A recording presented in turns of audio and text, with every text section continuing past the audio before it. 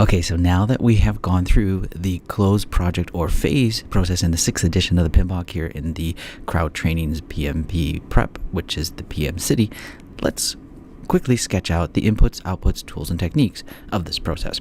Now, there's a lot of inputs, so bear with me, because if you think about it, if we're going to close things down, we have to look at everything that has been done up to this point. So we're going to take in a lot of information.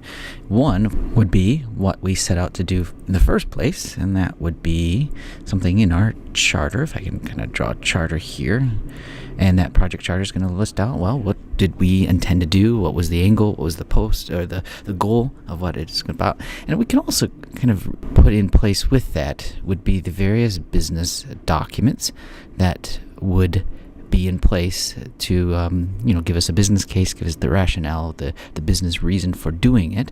And then we would have our plans, and again, I like to draw that big file cabinet to represent all the different plans and needs that we're working with.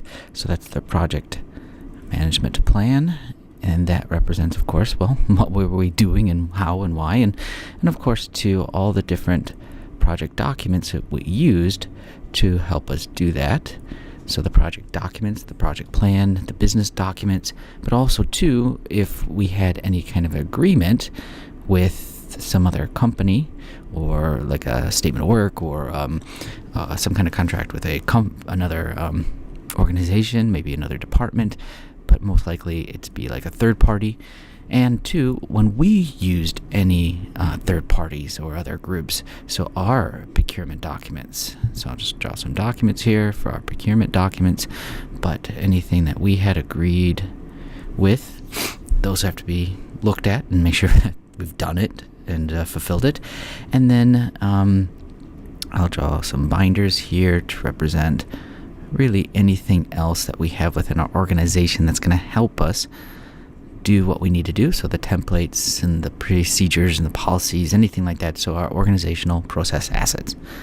And as you see, lots of inputs that are going to be used to help us close the project or the project phase. Now, onto the tools and techniques. Well, I'm sure you're going to have a lot of meetings, right? You're going to have some discussions, whether it's just one-on-one, maybe it is a team meeting, maybe it is meeting with a customer, meeting with whomever, right? You're going to have these conversations, these phone calls, these various gatherings, or even big presentations where you are laying out everything that was done and doing the final piece of things. So meetings is going to be one, the tools and techniques.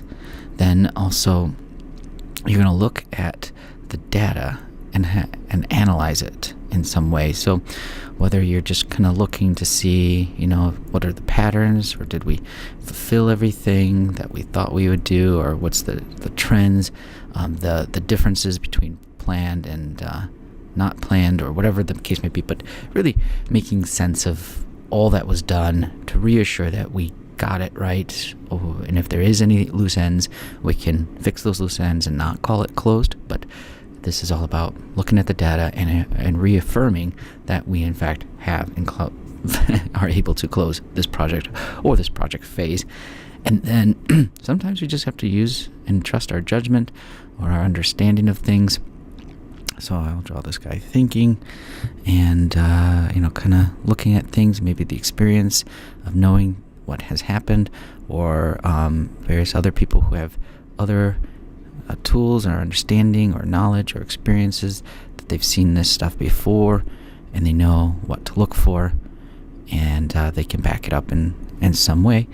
That would be also part of our expert judgment. So expert judgment is another input tool and technique for this process. Now then to the last one, obviously we should have something done, right? We're closing the project, and that would mean, whatever that, maybe we had a final car built, or maybe it's the service that we've made, or, being able to run this program or run this service or update, or it's maybe just a result, right?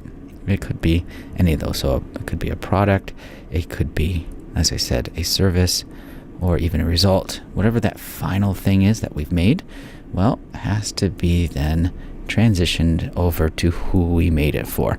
So whether that is us or most likely somebody else, another department, another group, another team, another organization, whomever, or we're just putting it into play, we are transitioning that into where it needs to go and putting it to use. So because we're closed, we're done building it, so let's use it, right? And so we're probably going to have to update our documentation to show that everything's been done and performed or worked on or completed.